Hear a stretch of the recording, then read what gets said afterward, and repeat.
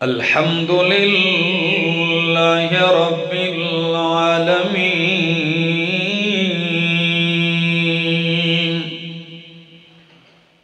والعاقبۃ للمتقین والصلاة والسلام علی اشرف الانبیاء وامام المرسلین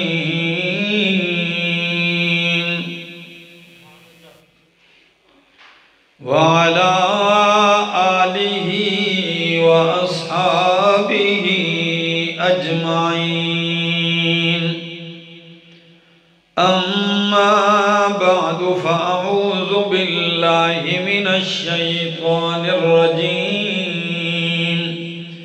بسم اللہ الرحمن الرحیم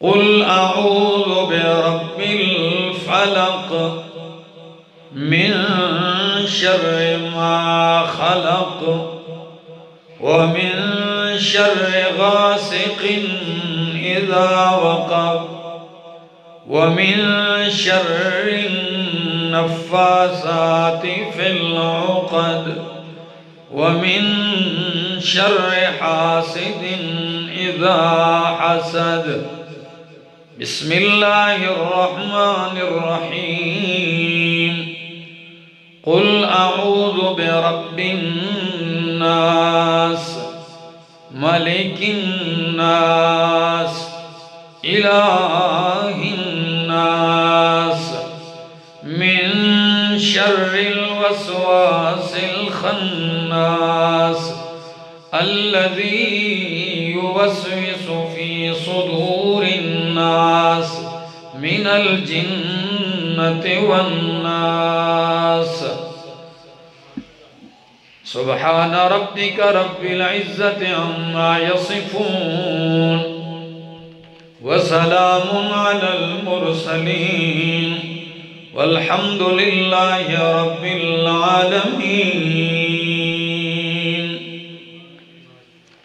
انتہائی قابل عزت، قابل احترام، ذی قدر بزرگوں، بھائیوں، عزیزوں، نوجوان ساتھیوں، السلام علیکم۔ دعا اور التجا ہے دربار الہی کے اندر کہ اللہ مجھے حق سچ کہہ سکنے، سمجھا سکنے کی توفیق نصیب فرمائے، اور بعد ازاں مجھے اور آپ سب کو عمل کی بھی توفیق نصیب فرمائے۔ میں نے آپ حضرات کے سامنے قرآن کریم کی آخری 2 سورتیں تلاوت کی ہیں،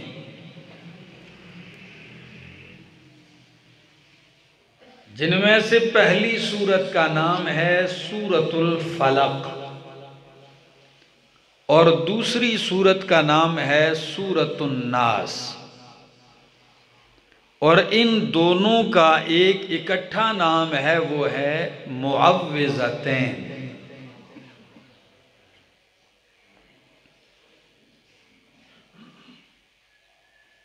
ان کی عظمت، فضیلت اور ان سورتوں کے فوائد اور ان سورتوں کا معنی اور تفسیر اختصار کے ساتھ آپ کے سامنے پیش کروں گا۔ آپ دل و دماغ حاضر رکھیں تو یقیناً انتہائی فائدہ مند ثابت ہوں گی ہمارے لیے، بہت کچھ ہم اس سے سیکھیں گے، پائیں گے۔ ان 2 سورتوں کو، جن کو معوذتین کہا جاتا ہے، ان کی عظمت اور فضیلت یہ ہے، مسلم کی حدیث ہے، حضرت عقبہ بن عامر رضی اللہ تعالیٰ عنہ راوی ہیں، وہ فرماتے ہیں قال رسول اللہ صلی اللہ علیہ وسلم، رسول اللہ صلی اللہ علیہ وسلم نے فرمایا الم تر آیات انزلت اللیلۃ لم یر مثلہن قط۔ او عقبہ کیا تجھے معلوم نہیں، کیا تجھے معلوم نہیں ہے وہ آیات قرآنی انزلت اللیلۃ جو مجھ پہ آج کی رات اتری ہیں، لم یر مثلہن قط، ان جیسی صورتیں نہیں دیکھی گئیں، ان جیسی آیات نہیں دیکھی گئی ہیں۔ کون سی ہیں؟ فرمایا قل اعوذ برب الفلق، قل اعوذ برب الناس۔ یہ ایسی آیات ہیں کہ لم یر مثلہن، ان جیسی آیات اور صورتیں نہیں دیکھی گئیں۔ آپ کہیں گے ہم نے تو سورہ اخلاص کی فضیلت میں بھی یہی کہا تھا کہ سب سے فضیلت والی سورت یہی ہے۔ فاتحہ میں تو ہم نے کہا تھا کہ سب سے زیادہ عظمت والی سورت سورت الفاتحہ ہے، اور ان سورتوں کے فضائل میں یہ بیان کیا جا رہا ہے لم یر مثلہن، کہ ان جیسی کوئی صورتیں نہیں دیکھی گئیں۔ علماء فرماتے ہیں ہر صورت اپنی اپنی حیثیت سے منفرد ہے، اور ان جیسی صورتیں استعاذہ کے باب میں نہیں دیکھی گئیں، پناہ حاصل کرنے کے باب میں۔ کس باب میں؟ ہاں، رب کی پناہ حاصل کرنے میں ان جیسی صورتیں پورے قرآن میں نہیں ہیں۔ لم یرا مثلہن قط۔ اور ایک دوسری حدیث بھی سن لیجئے، حضرت عقبہ بن عامر رضی اللہ تعالیٰ عنہ فرماتے ہیں کہ اللہ کے پاک پیغمبر صلی اللہ تعالیٰ علیہ وسلم نے فرمایا الا اخبرک بافضل ما تعوذ به المتعوذون۔ الا اخبرک، او میرا صحابی کیا میں تجھے خبر نہ دوں افضل ترین اس چیز کی تعوذ به المتعوذون، کہ اس کے ذریعے پناہ پکڑنے والے پناہیں پکڑتے ہیں، حاصل کرتے ہیں۔ قلت بلا، میں نے کہا ضرور جی بتلائیے۔ فرمایا قل اعوذ برب الفلق، قل اعوذ برب الناس۔ تیسری حدیث سن لیجئے، نبی پاک صلی اللہ تعالی علیہ وسلم فرماتے ہیں، ایک صحابی فرماتے ہیں کہ میں بارش کی رات تھی اور نبی علیہ السلام نظر نہیں آ رہے تھے، میں ان کی تلاش میں نکلا۔ نطلب النبی صلی اللہ علیہ وسلم لیصلی لنا، تاکہ وہ نماز پڑھائے ہمیں۔ فادرکناہ، میں نے تلاش کرتے کرتے اللہ کے پاک پیغمبر کو پا لیا۔ جو ہی میں پہنچا تو اللہ کے نبی نے مجھے فرمایا قل، کیا فرماتے ہیں لم اقل فلم اقل شیئا، میں نے کوئی جواب نہیں دیا، مجھے سمجھ میں ہی نہیں آیا کیا کہوں، میں خاموش رہا۔ ثم قال قل، پھر اللہ کے پیغمبر نے فرمایا کہو، میں پھر خاموش رہا۔ تیسری مرتبہ جب کہو، میں نے کہا یا رسول اللہ صلی اللہ علیہ وسلم ما اقول، کیا کہوں؟ فرمایا قل هو اللہ احد والمعوذتین، قل هو اللہ احد، اور قل اعوذ برب الفلق، اور قل اعوذ برب الناس کہو۔ فرمایا حین تمسی وحین تصبح، جب تو شام کرے تب یہ تین صورتیں پڑھ لیا کر۔ اور جب صبح کرے تو ثلاث مرات 3 دفعہ پڑھ لیا کر، تکفیک من کل شیء، ہر چیز کی شر سے تیرے لیے کفایت کر جائیں گی۔ تکفیک من کل شیء، رواہ الترمذی۔ اور آگے سن لیجئے، عن عائشہ رضی اللہ تعالی عنہا، ام المؤمنین صدیقہ کائنات حضرت عائشہ رضی اللہ تعالی عنہ فرماتی ہیں، ان النبی صلی اللہ علیہ وسلم کان اذا اوا الی فراشہ، جب اللہ کے پاک پیغمبر اپنے بستر پہ آتے تھے، کہاں؟ اپنے بستر پہ آتے، ٹھکانہ پکڑتے آرام کرنے کے لیے، تو نفث فی کفیہ، آپ اپنی دونوں ہتھیلیوں میں پھونک مارتے۔ نظر آ رہا ہے؟ آپ دونوں ہتھیلیوں میں پھونک مارتے تھے، کس کے ذریعے؟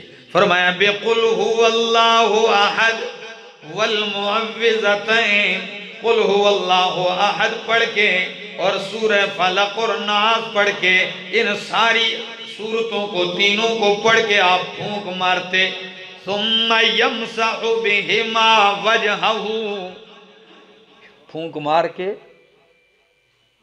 پھر اس کے ذریعے اپنے چہرے مبارک کے اوپر مل لیتے اپنی ہتھیلیوں کو۔ ثم يمسح بهما وجهه وما بلغت يداه من جسده، اور جہاں تک کہ آپ کے ہاتھ مبارک پہنچتے تھے آپ کے جسم پر، پھونک مار کے چہرے پر، ایسے پورے بدن پہ جہاں جہاں تک آپ کے ہاتھ مبارک پہنچتے تھے، آپ اپنے ہاتھوں کو مل لیتے تھے۔ یہ بخاری کی حدیث ہے، اور یہی ام المومنین حضرت عائشہ رضی اللہ تعالی عنہ مزید بیان کرتی ہیں کہ جب اللہ کے پاک پیغمبر صلی اللہ علیہ وسلم بیمار ہو گئے، مرض الوفات میں تھے، تو پھر میں یہی صورتیں پڑھ کے نبی کے ہاتھ کے اندر پھونک کے، اور نبی علیہ السلام کا ہاتھ ہی ان کے وجود پر پھیرا کرتی تھی۔ کیوں ایسا کیوں کرتی؟ کہ میرے ہاتھ سے نبی کا ہاتھ افضل ہے، تو میں اپنے ہاتھ پہ پھونکوں اور آپ پہ ہاتھ ملوں، تو میں آیتیں پڑھ کے یہی صورتیں اور نبی علیہ السلام کے ہاتھ مبارک میں پھونکتی، اور آپ کے وجود مقدس کے اوپر وہ ہاتھ پھیرتی تھی۔ اللہ اکبر! عظمت اور اہمیت اتنی ہے ان صورتوں کی، اللہ اکبر! اور بھی بہت ساری احادیث ہیں میرے سامنے، لیکن میں وقت تھوڑا ہونے کی وجہ سے میں آگے بڑھتا ہوں۔ فضیلت اور عظمت تو آپ نے دیکھ لی ہے، اب آئیے اس کو پڑھتے ہیں۔ قُلْ أَعُوذُ بِرَبِّ الْفَلَقِ، دوسری چیز سمجھیے کہ یہ مکی ہیں یا مدنی ہیں۔ جمہور مفسرین کرام اہل علم کہتے ہیں کہ یہ مکی صورتیں ہیں، کچھ اہل علم اس کو مدنی صورتیں قرار دیتے ہیں۔ تیسری بات کہ ان صورتوں کا پہلی صورتوں کے ساتھ جوڑ اور ربط کیا ہے؟ تو اس سے پہلی صورت کون سی ہے؟ سورۃ الاخلاص۔ یہ تینوں صورتیں بالکل نمبر وار ہیں۔ پہلی صورت کون سی ہے؟ سورۃ الاخلاص ہے۔ جوڑ رب سنانے لگا ہوں۔ قُلْ هُوَ اللَّهُ أَحَدٌ اللَّهُ الصَّمَدُ لَمْ يَلِدْ وَلَمْ يُولَدْ وَلَمْ يَكُنْ لَهُ كُفُوًا أَحَدٌ۔ آپ نے خالص توحید بیان کی ہے۔ کیا بیان کی ہے؟ توحید بیان کی ہے کہ اللہ احد ہے، اللہ صمد ہے، اللہ لم یلد ولم یولد ہے، اور اللہ لم یکن لہ کفوا احد ہے۔ جب یہ اللہ کی 5 صفات آپ نے بیان کی ہے کہ وہ واحد ہے، احد ہے، وہ صمد ہے۔ صمد کا معنی کیا ہے؟ وہ ذات یصمد الیہ فی الحوائج، کہ جس کی طرف رجوع کیا جاتا ہے حاجتوں میں، پریشانیوں میں۔ تو سورہ اخلاص میں فرمایا کہ حاجتوں میں جب اس کی طرف رجوع کیا جائے، تو اسی طرح سورہ فلق اور ناس میں بتلایا کہ پناہیں حاصل کرنے میں بھی اسی کی طرف رجوع کیا جائے۔ سورہ فلق اور ناس میں کیا بتلایا کہ پناہیں لینے میں بھی رجوع کس کی طرف ہو؟ اللہ کی طرف ہو۔ یہ بھی توحید ہے، مت کہ یہ سمجھو سورہ اخلاص پڑھی اور یہ بھی نہیں سمجھ میں آیا، کوٹھی بنائی اور وہ کٹوی اوپر الٹی کر کے رکھ دی، کوٹھی کو اس کے پناہ میں دے دیا۔ گاڑی خریدی اور نیچے چھوٹا سا جوتا لٹکا دیا، پوری گاڑی اس کے پناہ میں دے دیا۔ نہیں، پناہیں دینے والا کون ہے؟ اللہ ہے۔ تو فرمایا یہ ایک ربط۔ دوسرا ربط یوں ہے کہ سورہ اخلاص میں توحید سکھائی آپ کو، اور ہری پور والوں پورے دین کا نچوڑ، بنیاد، مرکز، سنٹر، مغز ہی توحید ہے، دار و مدار نجات کا توحید پر ہے۔ تو توحید سے بڑھ کر کوئی خزانہ نہیں ہے۔ اللہ فرماتے ہیں اخلاص پڑھنے کے ساتھ تیرے سینے میں توحید کا خزانہ آ گیا، تو اب اس خزانے کی حفاظت کے لیے یہ 2 صورتیں بھی لے لے۔ اس کی حفاظت کے لیے یہ 2 چوکیدار ہیں، باڈی گارڈ ہیں، یہ سیکیورٹی ہے۔ اللہ اکبر۔ اور ایک ربط یوں ہے، لطف اٹھائیے نا ذرا قرآن سے، میں چند صورتیں پڑھ دیتا ہوں۔ قُلْ يَا أَيُّهَا الْكَافِرُونَ، سورہ کافرون، اس کے بعد اِذَا جَاءَ نَصْرُ اللَّهِ، اس کے بعد سورۃ تبت یدا ابی لہب وتب، اس کے بعد ہے قُلْ هُوَ اللَّهُ أَحَدٌ۔ تو ربط یوں ہوگا، قُلْ يَا أَيُّهَا الْكَافِرُونَ، میرے پیغمبر کافروں منکروں سے اعلان برات کر دیجئے، او کافروں، او منکروں، تمہاری راہ الگ ہے، میری راہ الگ ہے، ان سے مقاطعہ بائیکاٹ کیجئے۔ تو فرمایا اذا جاء نصر اللہ، جب تو کافروں سے بائیکاٹ کرے گا تو اللہ کی مدد تب آئے گی، جب مدد آ جائے گی تو تبت یدا ابی لہب وتب، تیرا دشمن بھی تباہ کر دوں گا۔ جب دشمن تباہ ہو گیا، مدد آ گئی، کافروں سے الگ ہو گیا، تو مسئلہ اصل کی طرف لوٹ گیا۔ وہ کیا ہے؟ قُلْ هُوَ اللَّهُ احد۔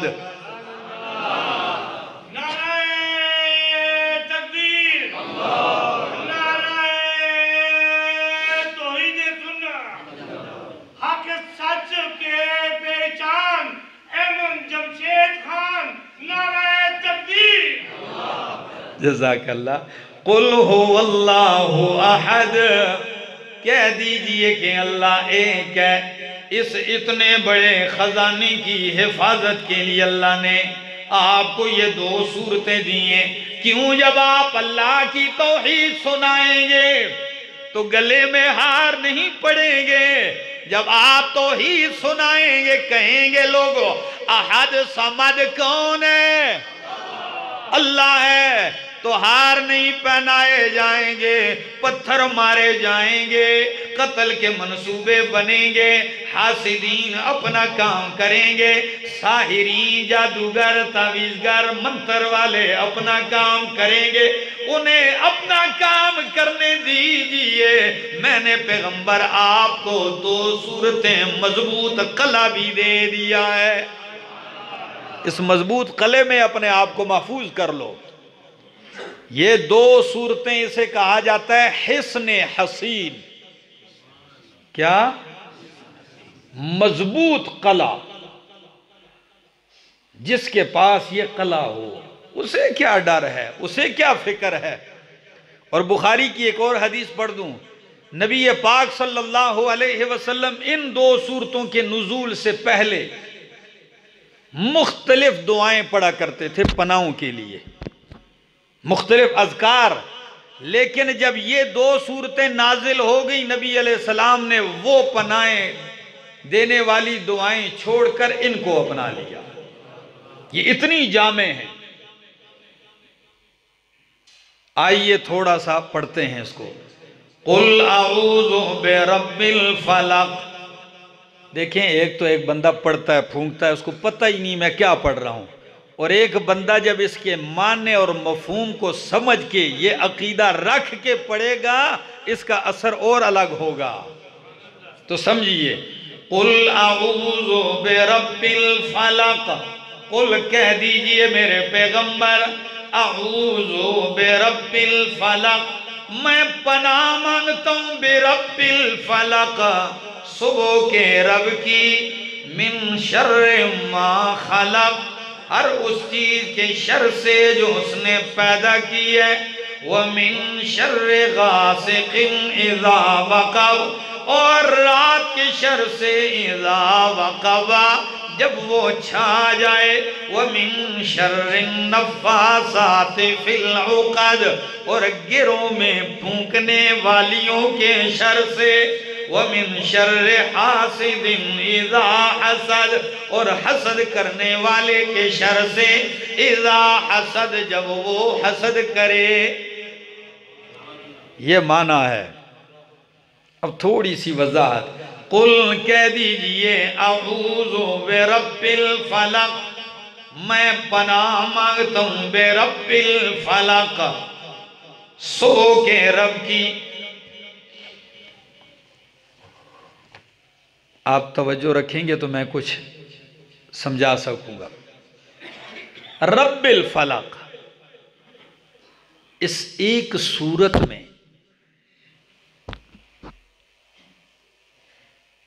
اللہ نے اپنی ایک صفت ذکر کی ہے۔ کتنی؟ ایک صفت ذکر کی ہے، رب الفلق، اور پناہیں جن سے مانگی گئی ہیں وہ آپ نے ذکر کی ہیں، من شر ما خلق، من شر غاسق اذا وقب، ومن شر النفاثات فی العقد، ومن شر حاسد اذا، 4 چیزوں سے پناہ۔ رب کی کتنی صفات کے ذریعے؟ ایک صفت کے ذریعے۔ ادھر ایک صفت ذکر کی اور پناہ مانگی ہے 4 چیزوں سے، اور سورہ ناس میں رب کی 3 صفات ذکر کی ہیں اور پناہ مانگی ہے ایک چیز سے۔ اس میں کوئی کمال ہے، کوئی حکمتیں ہیں، سمجھیے اس کو۔ قل اعوذ برب الفلق، کہہ دیجئے میں پناہ مانگتا ہوں برب الفلق، کس کی؟ صبح کے رب کی۔ فلق کا ایک معنی لیا گیا ہے صبح۔ یہ قرآن کی اس آیت میں آیا ہے، فالق الاصباح، کہ اللہ رات کو پھاڑ کے صبح کا سویرا نکالتا ہے، فالق الاصباح۔ تو اب معنی کرتے ہیں، میں پناہ مانگتا ہوں صبح کے رب کی۔ ایک دوسرا معنی کیا گیا ہے فلق کا خالق، خلق، اور یہ معنی بھی ٹھیک ہے، بلکہ تقریباً کئی مفسرین کہتے ہیں کہ فلق بمعنی مخلوق کے ہے، فلق بمعنی جس طرح خلق بمعنی مخلوق، تو فلق بمعنی مخلوق۔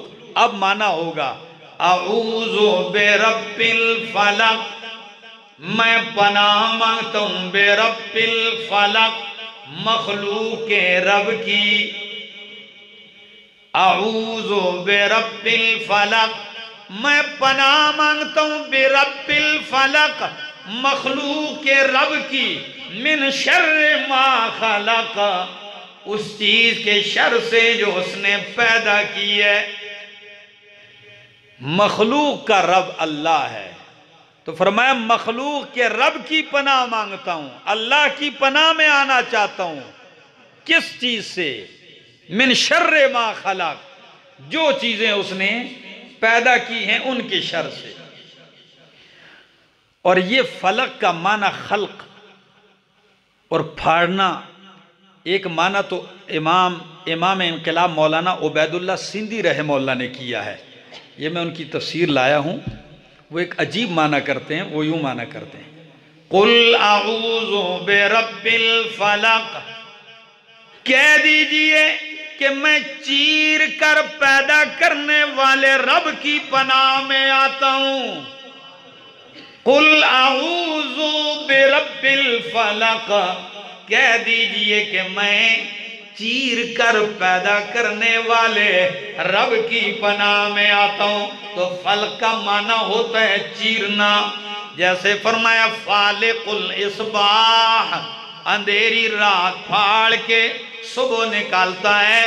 فالق الحب والنوا، گٹلی دانا پھاڑ کے اسے پودا نکالتا ہے۔ عدم کا پردہ پھاڑ کے چیز کو وجود دیتا ہے، بادل پھاڑ کے قطرہ پانی نکالتا ہے۔ بلکہ یوں کہہ دیجئے کہ جتنی چیزیں پیدا ہوئی ہیں یہ چیر کر ہی کسی چیز سے پیدا ہوئی ہیں۔ تو اس لیے امام انقلاب رحمہ اللہ کا معنی، قل کہہ دیجئے اعوذ برب الفلق، میں پناہ مانگتا ہوں میں چیر کر پیدا کرنے والے رب کی، من شر ما خلق، اس چیز کے شر سے جو اس نے پیدا کی ہے۔ امام ابن قیم رحمہ اللہ اپنی تفسیر بدائع التفسیر میں ایک عجیب نکتہ یہاں ذکر کرتے ہیں۔ وہ کہتے ہیں کہ یہاں فرمایا گیا من شر ما خلق، یہ ما عموم کے لیے ہے یا کوئی خاص چیزیں ہیں؟ یہ عموم کے لیے ہے یا خاص ہے؟ تو امام ابن قیم رحمہ اللہ فرماتے ہیں یہ عموم کے لیے ہے، لیکن اس کا عموم تقییدی ہے، ساری چیزیں نہیں، اس لیے کہ چیزوں میں سے کچھ ایسی ہیں کہ جن میں شر نہیں ہے۔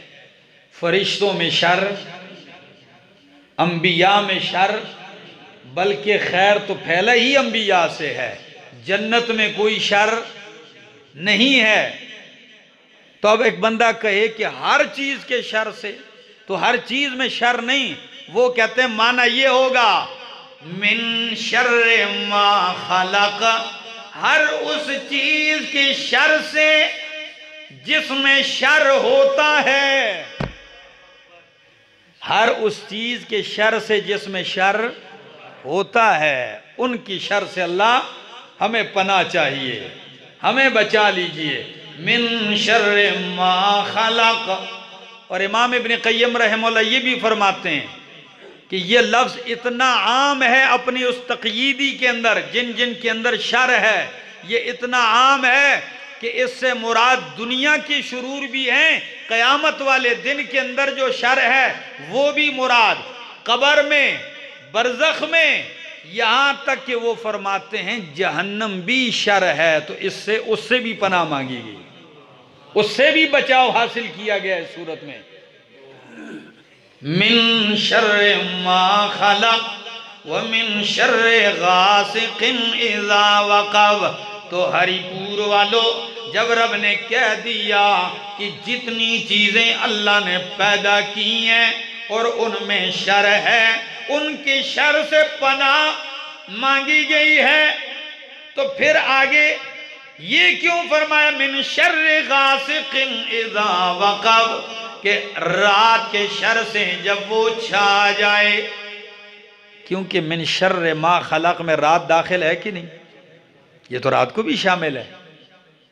اس سے کمال قرآن کہتے ہیں کہ قرآن نے پہلے عام ذکر کیا، پھر اس عموم میں سے بعض چیزوں کو اہمیت کی وجہ سے خاص کر دیا ہے، اور اسے تفسیر کی اصطلاح میں کہتے ہیں تخصیص بعد التعمیم، تعمیم کے بعد تخصیص، کہ عام تو ہے لیکن خاص کر رات کے شر سے جب وہ چھا جائے۔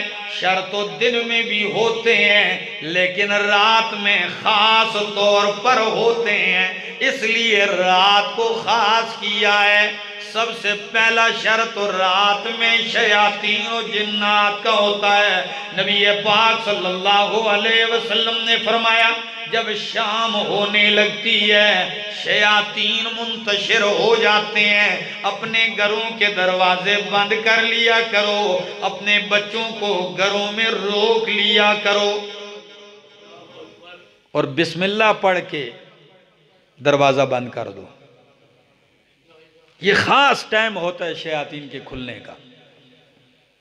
تو رات میں شیاطین کا شر، جنات کا شر، اور طبی اور ڈاکٹر بھی یہ کہتے ہیں کہ جراثیم دن کے اندر سورج کی تپش سے مر جاتے ہیں اور رات کے اندر وہ پھیلتے ہیں، بڑھتے ہیں، تو یہ بھی شر ہے۔ تو خاص کر رات کو ذکر کیا ہے۔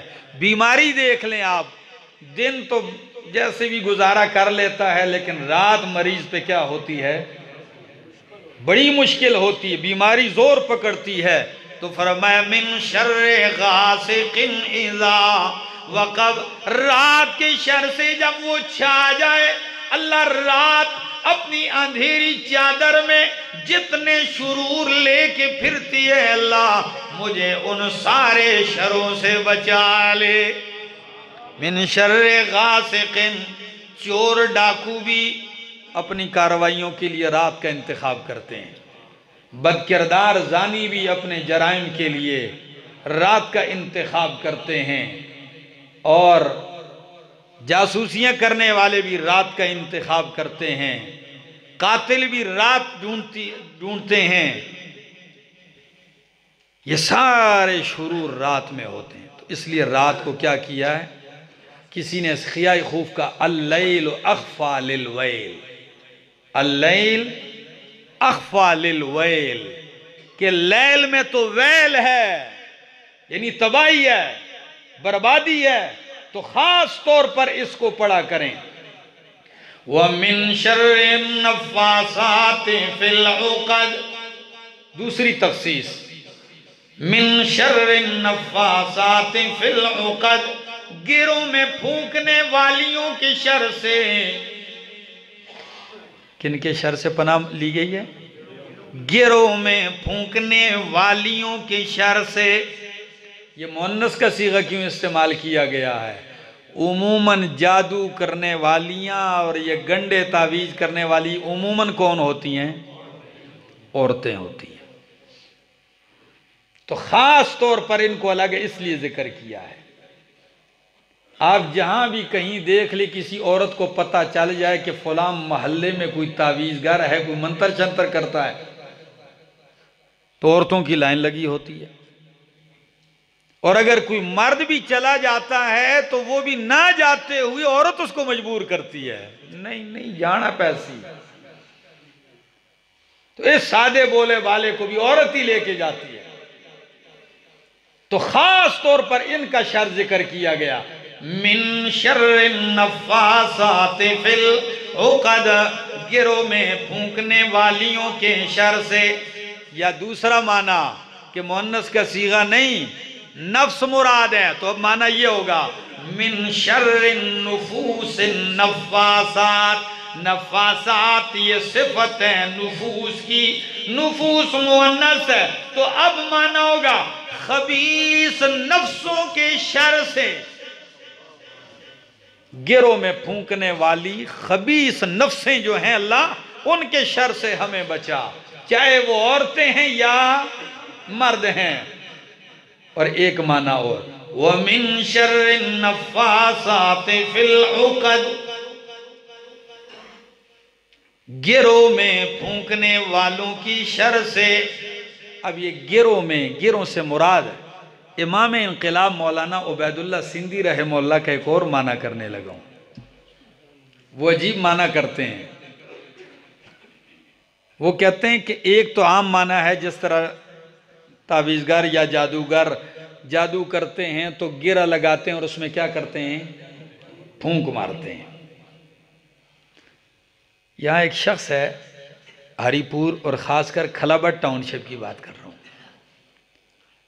مجھے آ کے کہنے لگا رات کو میں قبرستان چلا گیا تو ادھر ایک شخص کو دیکھ رہا ہوں گھوم رہا ہے دائیں بائیں دائیں بائیں، تو اس نے مجھے دیکھا تو ایک چیز پھینک کے بھاگ گیا۔ جب میں اس کے پاس گیا کہ یہ کیا پھینک کے چلا گیا تو میں نے دیکھا تو وہ بکری کا سر تھا، بکری کا سر تھا۔ تو میں نے جب اس کو اٹھایا تو آگے دیکھتا ہوں کہ اس کے منہ کو سیا ہوا ہے جیسے کپڑا سیا جاتا ہے، تو مجھے اور بھی تجسس پیدا ہوا، میں نے اس کو کھولنا شروع کیا۔ جب کھولا اس کے منہ کو کھولا تو اس کے زبان کے نیچے ایک تعویذ رکھا ہوا ہے، اور اس کو کسی تعویذگر نے بتایا ہوگا کہ یہ جا کر کوئی ایسی قبر تلاش کرو جو ٹوٹی ہوئی ہو، اس کے اندر دفن کر کے آ جاؤ۔ میرا دوست یہ ہندو اور سکھوں کی باتیں نہیں کرتا ہوں، یہ ان کلمہ گو کے کام بتا رہا ہوں جو اپنے آپ کو مسلمان کہتے ہیں۔ ایسے لوگ دین پہ دبا ہوتے ہیں۔ تو فرمایا وَمِن شَرِّ النَّفَّاسَاتِ فِي الْعُقَدِ، عبید اللہ سندھی رحمہ اللہ ایک معنی کرتے ہیں وَمِن شَرِّ النَّفَّاسَاتِ فِي الْعُقَدِ، وہ کہتے ہیں عقد سے مراد وہ چیزیں کہ جو ایک مومن اسے عقیدہ بنا کے گرہ بنا کے دل میں رکھ لیتا ہے، اور یہ شیاطین اس میں پھونک مار کے اسے توڑنے کی کوشش کرتے ہیں، آپ کے عقیدے کو برباد کرتے ہیں، اس مضبوط یقین کو توڑتے ہیں۔ اللہ تو ایسا میرا عقیدہ جو گرہ بن چکا ہے میرے ساتھ، اس کے اندر پھونکے مار کے اس کو ڈھیلا کرنے والوں کی شر سے بھی میں کیا مانگتا ہوں۔ اور ایک تیسرا معنی وَمِن شَرِّ النَّفَّاسَاتِ فِي الْعُقَدِ، ان لوگوں کے شر سے جو مسلمانوں کے مضبوط جتھوں کے اندر جا کے وسوسے ڈال کے کوشش کرتے ہیں اور مسلمانوں کی اجتماعیت کو پارا پارا کرتے ہیں۔ دو چار بھائی اکٹھے رہتے ہیں اور کسی کو برداشت نہیں ہے، وہ جا کے کھسڑ پسڑ ایک کے کان میں، دوسرے کے کان میں، تیسرے کے کان میں ان کی اس اجتماعیت اور گرہ بندی کو کیا کر دیا، توڑنے کی کوشش کی۔ خاندان جڑا ہوا ہے اتفاق سے، کئی لوگوں کی یہ ڈیوٹی ہوتی ہے، وہ صبح اٹھتے ہیں نا تو سوچتے ہیں میں نے کس کا گھر برباد کرنا ہے، وہ سارا دن آج چائے اس کے پاس پی ادھر غیبت کی، جس کی دوپہر کا کھانا اس کے پاس کھایا، اور جس سے چائے پی اس کا بیڑا غرق کر رہا ہے، شام کا کھانا کسی اور کے پاس کھائے گا، ان دونوں کی برائی کرے گا، دن نہیں گزریں گے یہ ذلیل باہر ہوگا، وہ آپس میں دست و گریبان ہوں گے۔ اور ہمارے خاندانوں میں تو ہوتا ہی ہے، فلاں نے یہ کہا بھائی آپ سے کوئی کہے کتا کان لے گیا آپ کا، تو کتے کے بھاگنے کے بجائے اپنے کان کو دیکھو بھائی ہے نہیں، پوچھ لو، تحقیق کر لو۔ تو خاص کر یہ صورتیں پڑھا کریں من شر النفاسات فی العقد ومن شر حاسد اذا حسد۔ چوتھا شر من شر حاسد اذا حسد، حسد کرنے والے کے شر سے، اذا حسد، جب وہ حسد کرنے لگے۔ کیا کمال ہے قرآن کا، صرف حاسد سے پناہ نہیں مانگی گئی حاسد کے شر سے، بلکہ حاسد اور اس کے حسد کے شر سے بھی پناہ مانگی، دونوں چیزوں سے۔ اذا حسدا، جب وہ حسد کرنے لگے۔ یہ بیماری بھی انسانوں میں بہت پھیل چکی ہے، بلکہ اگر میں یہ یوں کہوں نمرہ مسجد والو، اگر میں یہ کہوں کہ مفسرین نے کہا ہے کہ آسمان میں سب سے پہلی معصیت جو اللہ کی ہوئی ہے وہ حسد ہے۔ سب سے پہلا گناہ جو آسمانوں میں ہوا وہ کیا تھا؟ حسد تھا، کہ جو ابلیس کے دل میں پیدا ہوا آدم علیہ السلام کے لیے۔ اور دوسرا گناہ جو زمین میں سب سے پہلا گناہ ہوا وہ بھی حسد ہے، کہ جو قابیل کے دل میں پیدا ہوا اپنے بھائی حابیل کے لیے۔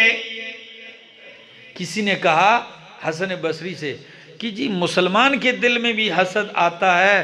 انہوں نے کہا مسلمان کے دل میں حسد آتا نہیں، اگر آپ کو سمجھ میں نہیں آتا تو برادران یوسف کو دیکھ لو نا، وہ کون تھے؟ مسلمان ہی تو تھے، نبی زادے تھے، اور اپنے بھائی سے حسد کرنے لگے تھے۔ کتنی جامع صورت اللہ نے ہمیں بتائی ہے، کتنے کام کی چیز ہے۔ من شر حاسد اذا حسد، حسد کرنے والے کے شر سے جب وہ حسد کرنے لگے۔ میں تو اکثر کہا کرتا ہوں کہ حاسد جو مرضی ہے کر لے، اللہ کی دی ہوئی نعمت آپ سے چھین نہیں سکتا، ہاں آپ کو تکلیف پہنچا سکتا ہے۔ اسی لیے رب کا قرآن کہتا ہے کہ او میرا بندہ، اگر حسد کرنے والوں کے حسد سے تجھے خطرہ ہے تو میری پناہ میں آ جا، میرے مضبوط قلعے میں آ جا، اس لیے کہ پناہیں دینے والا اللہ ہے۔ رب کے پناہ میں آ جا، رب تجھے حاسدین کے شر سے بھی بچا لے گا۔ اور میں اکثر حسد گروں سے بھی کہتا ہوں، او لوگو کیا کرو گے، تمہیں حسد سے کیا ملے گا؟ ہاں حسد کرو گے تو کچھ نہ پاؤ گے، حسد کرو گے تو کچھ نہ پاؤ گے، شکر کرو گے تو گن نہ پاؤ گے۔ حسد نہ کرو، رب کا شکر ادا کرو، رب کی نعمت پر آپ کو اللہ نے دی ہے۔ ہاں ایک حسد یہ ہے کہ دل کے اندر بندے کا حسد پیدا ہو گیا، میرے دل میں حسد آ گیا آپ کے لیے، لیکن میں آپ کے ساتھ رویہ وہی اپناتا ہوں جو رب کی مرضی والا ہے، آپ سے پیش اسی طریقے پر آتا ہوں جو نبی کا طریقہ ہے، باوجود اس کے کہ میرے دل میں کیا ہے؟ حسد ہے، لیکن میں اس کے خلاف چلتا ہوں۔ حسد کہتا ہے بد دعا دو، میں پھر بھی آپ کے لیے دعائیں کرتا ہوں۔ حسد کہتا ہے مجھے مجبور کرتا ہے کہ اس کی برائی کرو، میں پھر بھی آپ کی اچھائی بیان کرتا ہوں۔ حسد کہتا ہے یہ راستے میں آئے اس کو پتھر مارو، میں پتھر کے بجائے آپ کو سینے سے لگا لیتا ہوں۔ تو امید ہے کہ آپ کے اس مقابلے کی وجہ سے وہ آپ کا حسد دب جائے اور ختم ہو جائے، اور اگر آپ نے اس کو راستہ دے دیا، پیدا ہوا اور آپ نے اس کو راستہ دے دیا، تو پھر آپ کو کوئی نہیں بچا سکے گا بربادی سے، پھر آپ تباہ ہو جائیں گے۔ اور امام ابن تیمیہ رحمہ اللہ نے تو صاف ہی کہا تھا نا کہ حسد پیدا ہر بندے کے دل میں ہوتا ہے، ما خلا جسد من حسد، لیکن فرق یہ ہے الکریم یخفی واللئیم یبدیہ، شریف انسان اسے دباتا ہے اور کمینہ اسے ظاہر کرتا ہے۔ تو قرآن نے فرمایا وَمِن شَرِّ حَاسِدٍ اِذَا حَسَدَ، حسد کرنے والے کے شر سے جب وہ حسد کرے۔ اور اکثر کہتا ہوں اللہ کے پاک پیغمبر صلی اللہ علیہ وسلم نے فرمایا حسد نیکیوں کو ایسے کھا جاتا ہے جیسے آگ لکڑیوں کو کھا جاتی ہے۔ اور کسی شاعر نے کیا ہی خوب کہا، حاسدوں کو فائدہ کیا حاسدانہ لاگ سے، حاسدوں کو فائدہ کیا حاسدانہ لاگ سے، نیکیاں برباد ہوتی ہیں حسد کی آگ سے۔ نکلو اس گن سے اور پیدا ہو دعاؤں میں یاد کرو اس شخص کو، دل کہے برائی اس کی اچھائی کرو، نفس کے ساتھ مقابلہ کیجئے۔ من شر حاسد اذا حسد، اور دوسری سورۃ الناس، اس میں رب کی 3 صفات ذکر ہیں اور پناہ ایک چیز سے حاصل کی گئی ہے، وہ کیا ہے؟ قل اعوذ برب الناس، کہہ دیجئے میرے پیغمبر، اعوذ، میں پناہ مانگتا ہوں، برب الناس، لوگوں کے رب کی، ملک الناس، لوگوں کے مالک کی، الہ الناس، لوگوں کے الہ اور معبود کی، من شر الوسواس الخناس۔ اندازہ ہوتا ہے فرق یہی ہے کہ پہلی صورتوں میں، جو پہلی صورت تھی سورہ فلق، رب کی ایک صفت اور پناہ 4 چیزوں سے، وہ 4 شر جو تھے وہ دنیاوی تھے، کیا تھے؟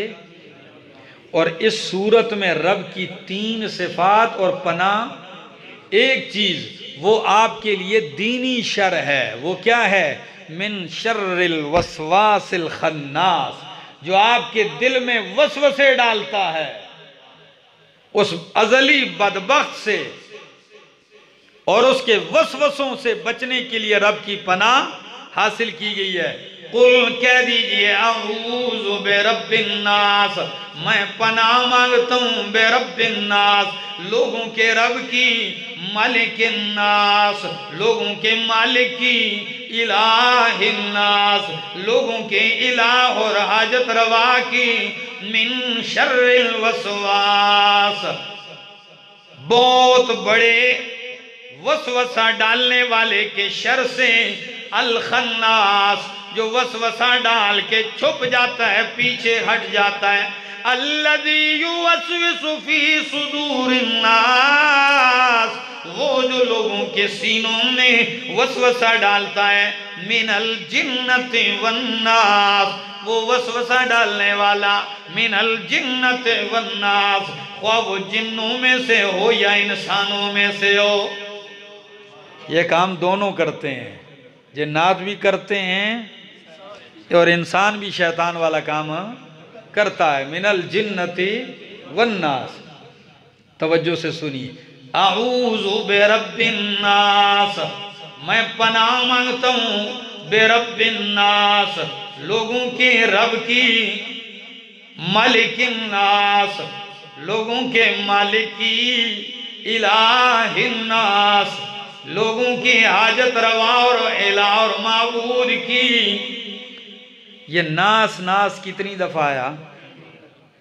رب الناس، ملک الناس، الہ الناس، ناس ناس بھی 3 دفعہ اور صفات بھی 3، رب الناس، ملک الناس اور الہ الناس۔ کیا تناسب ہے، کیا حکمت ہے؟ رب الناس جو کہا ہے، اعوذ برب الناس، تو یہ آپ کے بچپنے کی طرف اشارہ کر دیا ہے کہ انسان جب بچہ ہوتا ہے تو کمزور ہوتا ہے، اس کو تربیت کی ضرورت ہوتی ہے۔ کس کی؟ تو ماں پالتی ہے، باپ اس کو پالتا ہے، تو بچہ دیکھتا ہے تو وہ کہتا ہے میرے لیے تو میرے ماں باپ ہی سب کچھ ہیں، کھلا بھی ماں رہی ہے، پلا بھی ماں رہی ہے، سلا بھی رہی ہے، جگا بھی رہی ہے، اٹھا بھی رہی ہے۔ تو فرمایا نہیں، رب الناس، یہ ماں باپ نہیں بھی ہوں گے، تیری تربیت پھر بھی ہوگی۔ تیرا رب کون ہے؟ اللہ ہے۔ یا یوں کہیے دوسرے انداز میں کہ رب الناس، جب تو چھوٹا ہوتا ہے تو اس وقت تیری تربیت کی ضرورت ہوتی ہے، تو تیری تربیت اور پالنے والا، تیری ضرورتیں پوری کرنے والا بھی اللہ ہے۔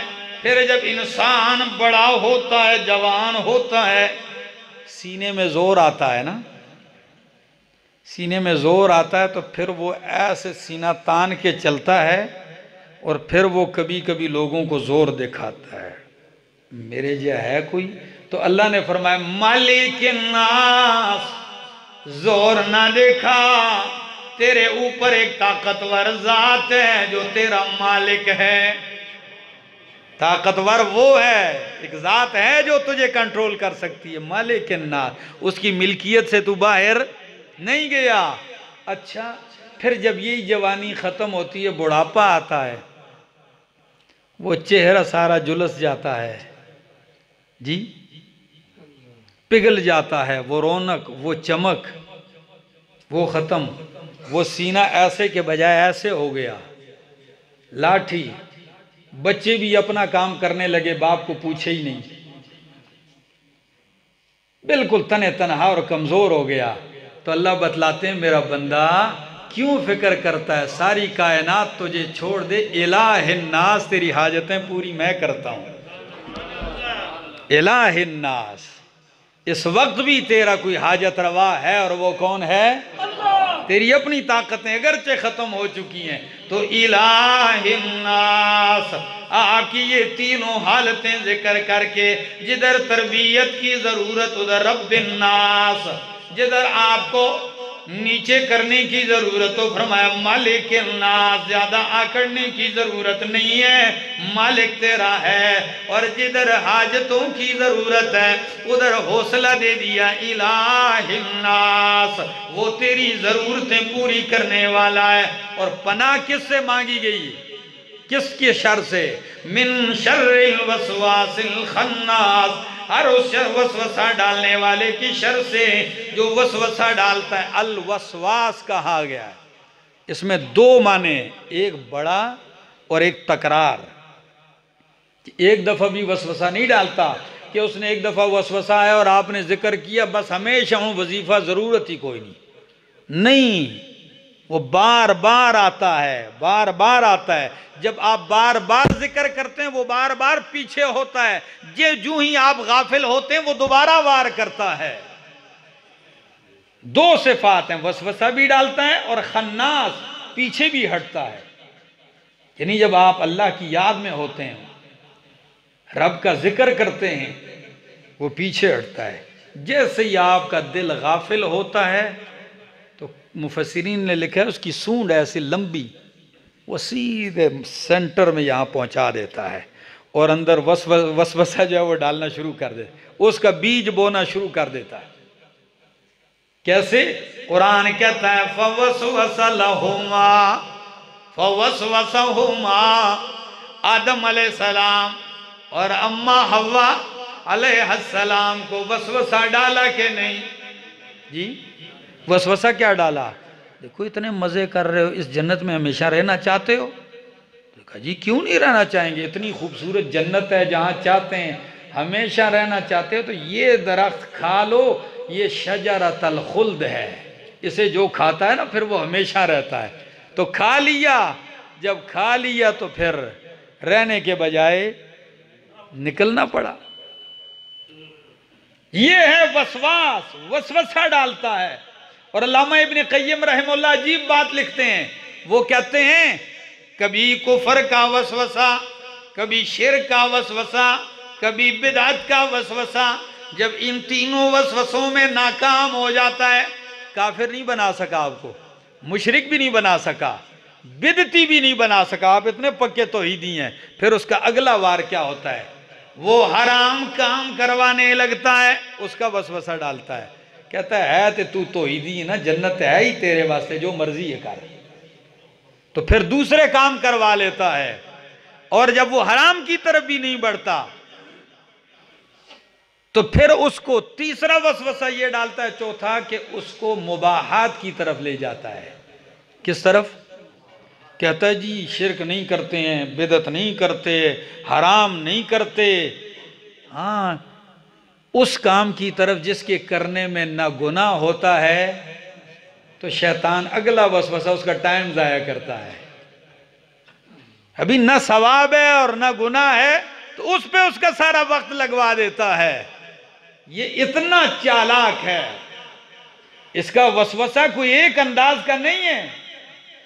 مولوی کو اس کے علم میں وسوسہ ڈالتا ہے، متقی کو اس کے پرہیزگاری میں ڈالتا ہے. کسی نے کیا ہی خوب کہا تھا کہ شراب اور بادشاہی کا غرور اتنا نہیں ہے جتنا تقوی اور پرہیزگاری کا غرور ہے. سمجھ میں آئی بات؟ یہ شیطان کا کمال ہے کہ آپ تقوی و پرہیزگار بھی ہوتے ہیں، لیکن اس تقوی پہ آپ کو اتنا مغرور بنا دیتا ہے کہ وہ تقوی بھی کسی کام کا نہیں رہتا آپ کا. تو من شر الوسواس الخناس الذی یوسوس فی صدور الناس، جو لوگوں کے سینوں میں وسوسہ ڈالتا ہے، من الجنۃ والناس، وہ جنوں میں سے ہو یا انسانوں میں سے ہو، ان سب سے آپ کو اللہ بچائے گا. ان صورتوں کو سمجھ کے ورد بنا لیجئے. صبح 3 دفعہ پڑھ لو، شام تک ہر چیز سے محفوظ رہو گے. شام کو 3 دفعہ پڑھ لو، صبح تک ہر قسم کے شر سے محفوظ رہو گے. اس سے بڑھ کے اور گارنٹی اور ضمانت کہاں ہو سکتی ہے؟ لیکن لوگوں کو اس پہ یقین ہے ہی نہیں. لوگوں کو تو یقین یہ ہے کہ اتنی کوئی چیز لکھ کر دے دے تو لٹکا دے. اس دن کسی نے ایک تصویر فیس بک پہ لگائی ہوئی ہے، کوئی گاڑی ٹھیک کر رہا ہے تو پیچھے سے اس کا کپڑا اوپر ہٹا ہوا ہے تو تعویذ ادھر لٹک رہا ہے سورین کے اوپر. تو لکھنے والے نے کہا تعویذ اگر اگلی جانب اثر نہ کرے تو اس کو پیچھے بھی باندھا جا سکتا ہے. لوگ تو اس پہ یقین کر بیٹھے ہیں. لوگ تو اپنا عقیدہ اور ایمان ادھر ہی بگاڑ کے آ گئے ہیں. دوستو اس کو سمجھیے، اس کو پڑھیے، یہ آپ کے لیے گارنٹی ہے. اپنے بچوں کو دم کیجئے. جب میرے پاک پیغمبر صلی اللہ علیہ وسلم جیسی ہستی رات کو ان صورتوں کے پڑھے بغیر سویا نہیں کرتی تو پھر میرے اور آپ کی کیا حیثیت ہے؟ جب آپ بیمار ہیں اور اپنے وجود پہ اپنا ہاتھ بھی نہیں پھیر سکتے، پڑھنے کی سکت بھی باقی نہیں رہی، ام المومنین پڑھتی تھی اور آپ کا ہاتھ پھیرتی، تو مجھے بتاؤ کیا ہم اور آپ اس سے مستغنی ہو سکتے؟ کتنی اہم ہے میرے اور آپ کے لیے. ورد بنا لو، پڑھیے، جہاں تک میری آواز پہنچتی ہے لوگ سنتے ہیں. اس کو اپنا ورد بنا لیجئے، اس کو اپنے پلے باندھ لیجئے. انشاءاللہ آپ اثرات اس کے دیکھیں گے. اور سورہ فاتحہ، چونکہ فاتحہ اور خاتمہ دونوں کو ملا دیتا ہوں تو ایک ربط سن لیجئے کہ قرآن اول اور آخر کو جوڑتا ہے.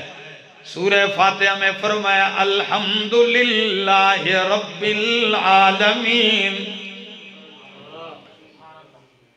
تمام تعریفیں، تمام صفات کارسازیاں، تمام صفات الوہیت للہ، کس کے لیے؟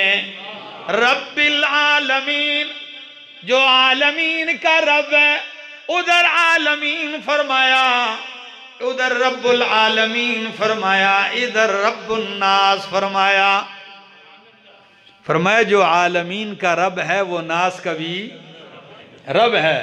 ادھر فرمایا مالک یوم الدین، قیامت کے دن کا مالک ہے. ادھر فرمایا مالک الناس، جو قیامت کے دن کا مالک ہے وہ لوگوں کا بھی مالک ہے.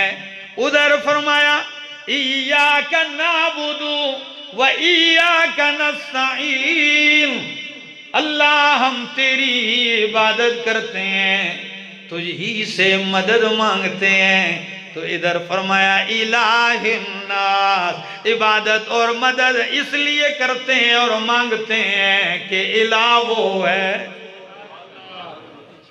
اللہ. فاتحہ شروع کہاں سے کیا قرآن؟ بسم اللہ کی با سے، اور ختم کیا والناس کے سین پہ. با اور سین کو ملاؤ تو بس، یعنی قرآن تیری حفاظت اور ہدایت کے لیے بس ہے.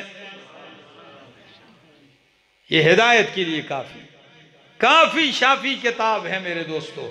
آئیے سمجھیے، عمل کیجئے. اللہ سے دعا ہے اللہ عمل کرنے کی توفیق عطا فرمائے. آخر دعوانا ان الحمدللہ رب العالمین.